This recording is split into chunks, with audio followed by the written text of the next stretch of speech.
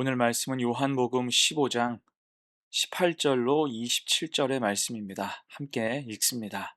세상이 너희를 미워하면 너희보다 먼저 나를 미워한 줄을 알라. 너희가 세상에 속하였으면 세상이 자기의 것을 사랑할 것이나 너희는 세상에 속한 자가 아니요 도리어 내가 너희를 세상에서 택하였기 때문에 세상이 너희를 미워하느니라. 내가 너희에게 종이 주인보다 더 크지 못하다 한 말을 기억하라. 사람들이 나를 박해하였은즉 너희도 박해할 것이요 내 말을 지켰은즉 너희 말도 지킬 것이라. 그러나 사람들이 내 이름으로 말미암아 이 모든 일을 너희에게 하리니 이는 나를 보내신 이를 알지 못함이라. 내가 와서 그들에게 말하지 아니하였더라면 죄가 없었으려니와 지금은 그 죄를 핑계할 수 없느니라. 나를 미워하는 자는 또 내 아버지를 미워하느니라. 내가 아무도 못한 일을 그들 중에서 하지 아니하였더라면 그들에게 죄가 없었으려니와 지금은 그들이 나와 내 아버지를 보았고 또 미워하였도다. 그러나 이는 그들의 율법에 기록된 바 그들이 이유 없이 나를 미워하였다 한 말을 응하게 하려 함이라. 내가 아버지께로부터 너희에게 보낼 보혜사 곧 아버지께로부터 나오시는 진리의 성령이 오실 때에 그가 나를 증언하실 것이요 너희도 처음부터 나와 함께 있었으므로 증언하느니라.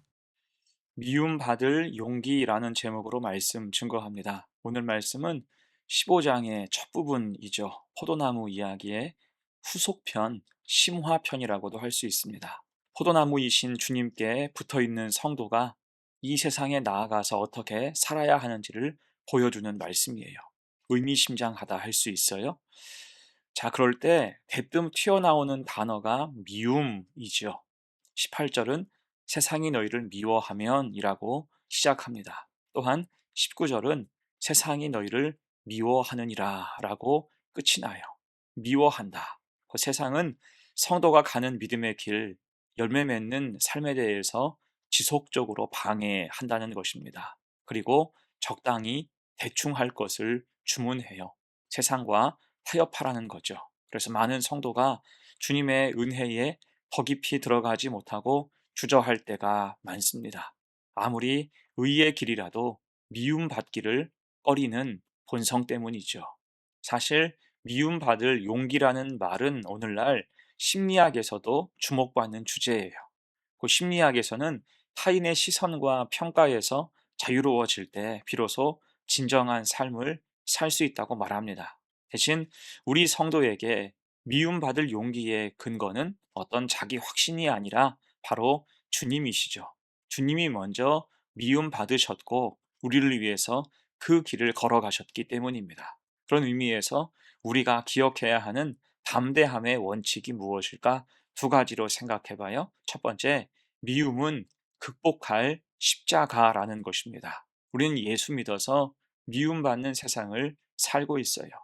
우리 주변에는 이유 없이 단지 소문 따라 교회와 복음을 욕하는 사람들이 많습니다. 이것은 주님이 계셨던 시대도 마찬가지였어요. 20절과 21절 말씀, 내가 너희에게 종이 주인보다 더 크지 못하다 한 말을 기억하라. 사람들이 나를 박해하였은즉 너희도 박해할 것이요 내 말을 지켰은즉 너희 말도 지킬 것이라. 그러나 사람들이 내 이름으로 말미암아 이 모든 일을 너희에게 하리니 이는 나를 보내신 이를 알지 못함이라. 아멘. 주님은 미움을 받으시고 박해를 받으셨어요. 이유가 무엇입니까? 아무 이유가 없죠. 25절, 그러나 이는 그들의 율법에 기록된 바 그들이 이유 없이 나를 미워하였다 한 말을 응하게 하려 함이라. 아멘. 사실 예수님께서 십자가에 달리신 것도 이유가 없었죠. 이것을 당시 총독이었던 빌라도가 확인해 줍니다. 요한복음 19장 6절 말씀, 대제사장과 아랫사람들이 예수를 보고 소리질러 이르되 십자가에 못 박으소서 십자가에 못 박으소서 하는지라. 빌라도가 이르되 너희가 친히 데려다가 십자가에 못 박으라. 나는 그에게서 죄를 찾지 못하겠노라.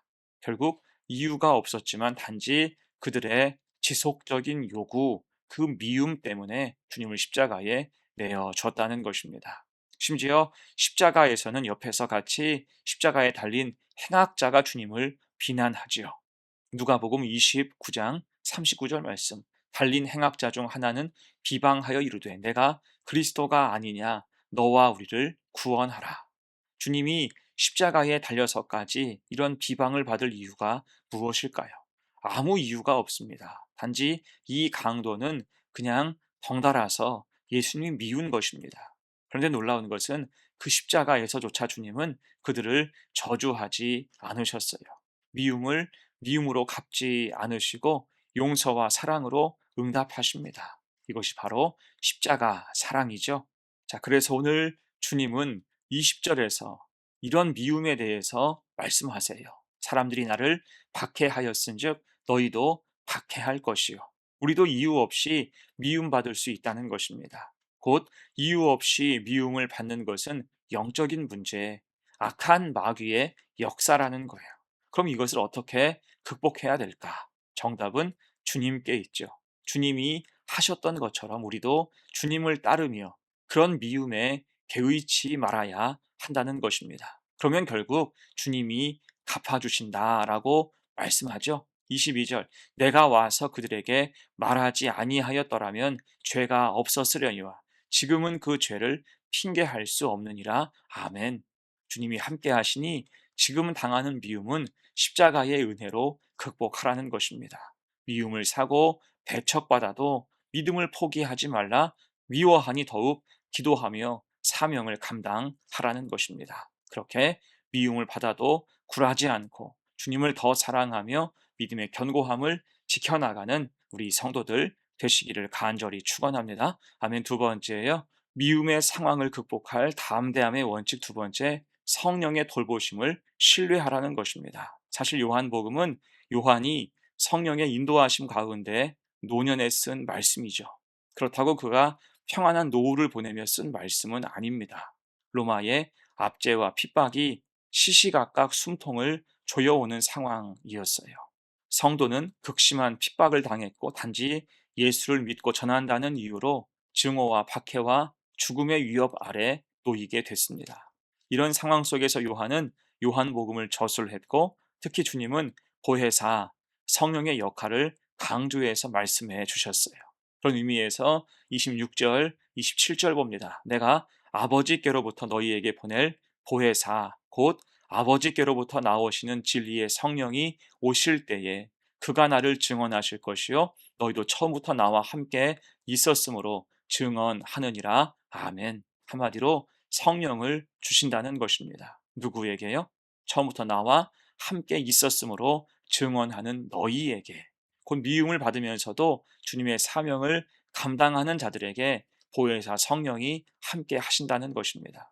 지혜와 언변과 담대함을 주셔서 악한 세력에게 굴하지 않고 믿음으로 전진하게 하신다는 거예요.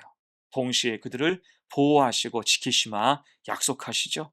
바울을 기억해 보십시오. 그가 빌립보에 가서 전도하다가 붙들려서 억울하게 매를 많이 맞고 지하 감옥에 갇히게 됐습니다. 사역도 막혔고 몸도 아프고 지친 상태였지요. 하지만 성령이 그를 주장하시자 그는 그 속에서 찬송하고 기도하게 됩니다. 침체에 빠진 그를 다시 일어서게 하신 거예요. 그뿐 아니라 옥문을 열어주시죠. 이에 사도 바울은 오히려 용기를 얻고 자살하려는 간수장을 살리게 되었고 결국 그의 가정에 가서 복음을 증거하게 되었습니다. 어떻습니까? 성령이 돌보시니까 그 어려운 순간도 돌파하고 더 큰 은혜로 나아가게 된 것입니다. 여러분 이처럼 성령의 역사는 우리의 예상을 뛰어넘어요. 막힌 줄 알았는데 열리고 끝난 줄 알았는데 새로운 문이 다시 열리는 것입니다. 미움받는 그 자리가 오히려 복음이 전파되는 현장이 되는 거죠. 그러므로 성도는 미움을 당할 때 낙심할 것이 아니라 오히려 하나님의 은혜, 성령의 역사를 기대하며 바라봐야 할 것입니다. 여러분 이것이 성령의 돌보심이에요. 막힌 그곳에서 다시 시작하게 하시고 아무도 예측하지 못하는 신묘막측하신 은혜로 인도하십니다. 그래서 우리도 주님의 사명을 감당할 때 때로 복음을 전하며 미움을 살 때 성령을 더 사모해야 할 거예요. 성령이 함께 하신다고 분명히 약속하고 계십니다. 그래서 두려워하지 말고 주저앉지 말고 미움받을 것을 감수하며 담대히 믿음의 길을 가는 거룩한 성도가 되시기를 간절히 축원합니다. 하며 이제 말씀을 마무리합니다. 여러분, 미움받는 것이 좋을 사람은 아무도 없습니다. 하지만 예수를 믿으면 미움받을 수 있어요. 또 예수를 전하면 더 미움을 받기도 합니다. 그래서 연약한 우리는 미움받고 비난받는 게 두려워서 어떤 고초가 있을까봐 적당히 타협해서 믿음 생활할 때가 많습니다. 주님은 십자가를 지시기까지 우리를 사랑하셨는데 우리는 한참 미치지 못하는 거죠. 그때 우리는 주님이 주신 말씀을 기억해야 할 것입니다. 주님도 미움 받으셨으니 성도가 미움받는 것은 짊어질 십자가라는 것입니다. 이에 주님처럼 감당하고 나아가야 하는 거예요. 그럴 때 성령이 도우시고 지키시며 인도하신다는 거죠. 이 사실 기억해서 어느 곳에서도 담대하게 믿음의 길을 가는 복된 성도가 되시기를 간절히 축원합니다. 아멘. 함께 기도합니다. 은혜 주님 감사합니다. 주님이 포도나무 되시고 우리가 가지 되게 하시오니 감사합니다. 주님께 붙어 있고 또 은혜를 공급받게 하셔서 풍성한 열매가 있게 하옵소서. 하지만 때로는 그 과정 속에서 미움을 받기도 합니다. 그게 싫어서 뒷걸음질하면서 악한 현실과 타협하기도 합니다. 하나님, 담대함을 주옵소서. 주님처럼 미움받을 용기를 갖게 하옵소서. 미움받을 때 낙심하지 않고 오히려 주님을 더 가까이 붙잡게 하옵소서.